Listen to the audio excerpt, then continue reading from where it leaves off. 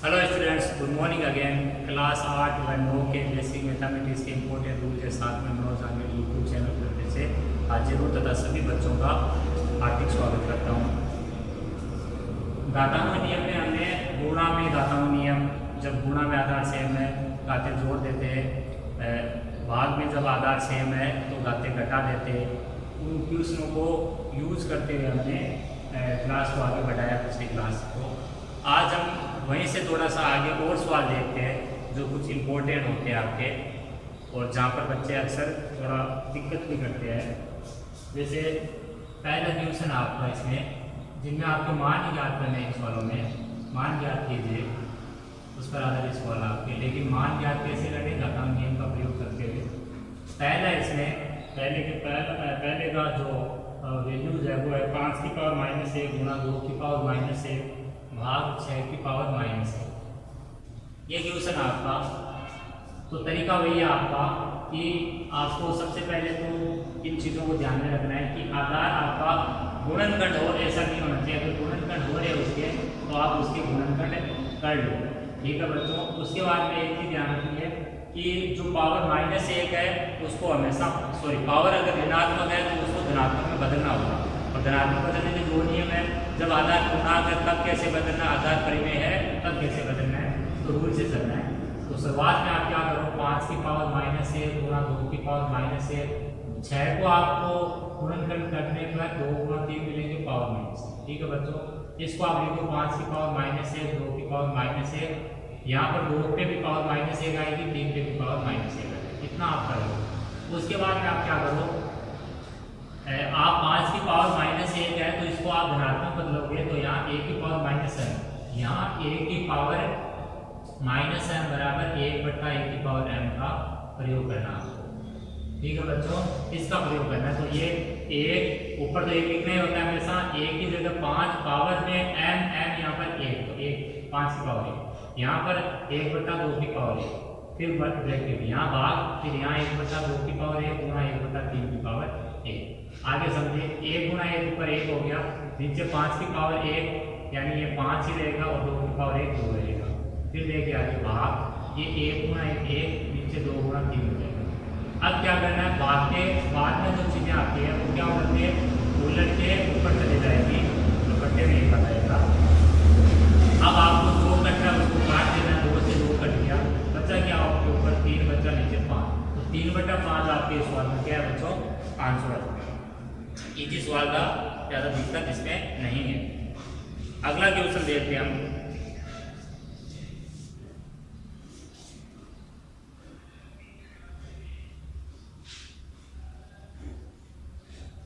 अगले क्वेश्चन में क्या दिया देखिए,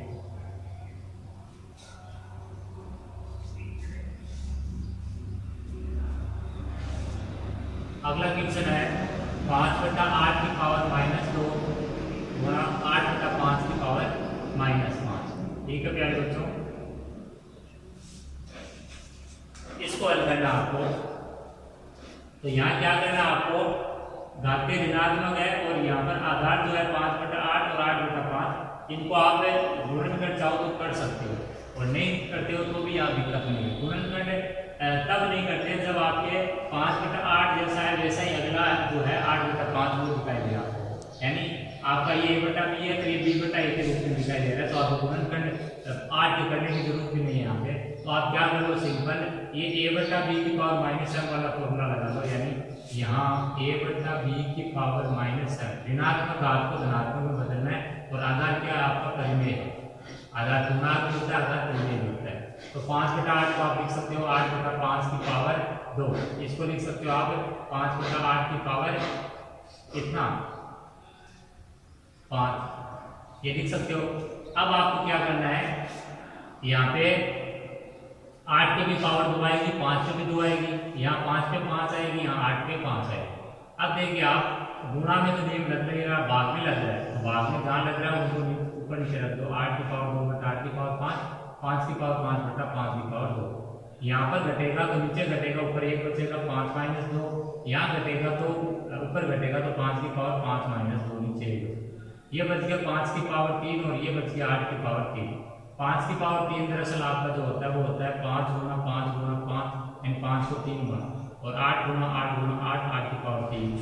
5 को 3 बार लिख के गुना करोगे 125, 8 को 3 बार लिख के गुना करोगे 500 बार, तो 125 बटा 512 इस वाले का आपका आंसर है। अगला क्वेश्चन देखते हैं हम।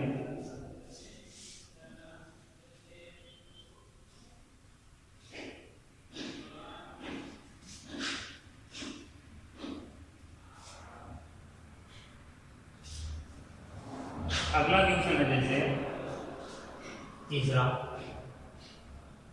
5/9 की पावर -2 गुणा 3/5 की पावर -3 गुणा 3/5 की पावर 0। ये डिग्री नहीं है, 0 ध्यान रखिए। तो मैंने बताया था किसी भी संख्या का घात 0 कितना होता है 1, तो इसका मान 1 रख देंगे, और यहाँ पर पावर ऋणात्मक है तो उसको धनात्मक में बदलना आपको हमेशा की तरह। तो ये आप 5/9 की पावर -2 गुणा 3/5 की पावर -3 और 3/5 की पावर 0 को आप क्या लिखो 1 ऐसे। अब 1 से गुणा करने के लिए वापस यही बनेगा, तो 5/9 की पावर -2 3/5 की पावर -3, ये लाइन बना लो। अब क्या करो आप, ये पावर -2 है तो इसको आप धनात्मक में बदलोगे तो 9/5 की पावर 2, और इसको लिख दो आप 5/3 की पावर 3। अगला है आपके ये जो पावर 2 है वो 9 पे भी आएगा और 5 पे भी आएगा, फिर ये आपका 5 पे पावर 3 आएगी 3 पे भी, क्योंकि a बटा b की पावर m, a की पावर m बटा b की पावर m होता है 12। अब देखिए, अब आपके यहाँ पर 5 और 5 ये आधार सेम है, लेकिन यहाँ 9 और 3 आधार सेम है, तो 9 को तोड़ना पड़ेगा अभी। 3 गुणा 3 9 को लिखा जा सकता है पावर 2, ये 5 की पावर 3 बटा 5 की पावर 2 गुणा 3 की पावर 3। फिर देखिए 3 गुणा 3 को आप लिख सकते हो 3 की पावर 2 पूरे की पावर 2 गुणा 5 की पावर 3, और बट्टे में चल रहा है 5 की पावर 2 गुणा 5 की पावर 3, सॉरी 3 की पावर 3 है। आगे समझे 3 की पावर 2 गुणा 2 कितना है 4 गुणा 5 की पावर 3, और यहाँ 5 की पावर 2 को मैं बाद में लिख रहा हूँ, 3 को 3 के नीचे 3 की पावर 3।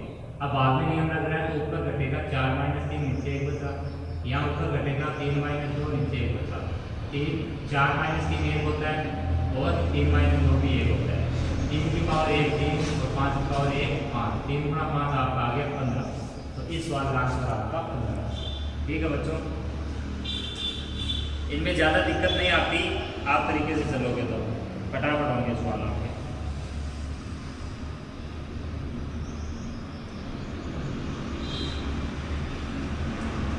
अगला सवाल देखिए आप,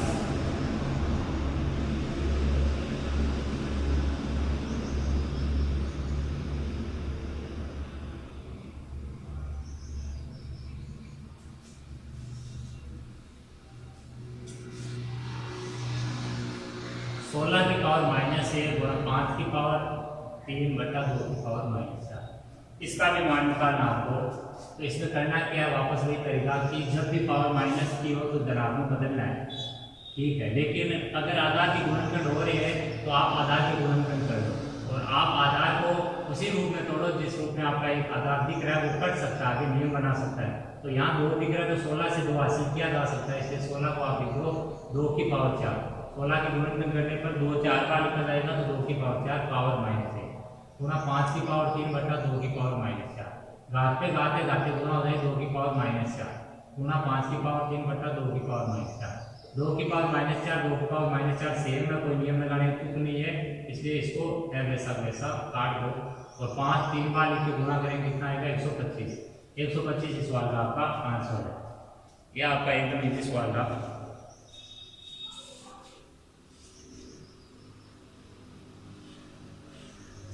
अगला सवाल ले रहा हूँ ये टिप नंबर 15 की पावर 3 गुणा 18 की पावर 2 बटा 3 की पावर 5 गुणा 5 की पावर 4 गुणा 12 की पावर 2।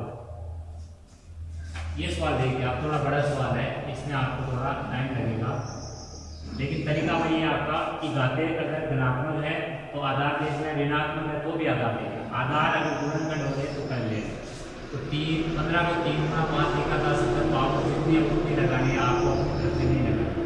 18 को मैं लिख सकता हूँ 2 गुणा 3 पावर पूरे की 2 बट्टे में 3 की पावर 5 गुणा 5 की पावर 4 गुणा 12 को मैं लिख सकता हूँ 2 गुणा 3 पावर 2।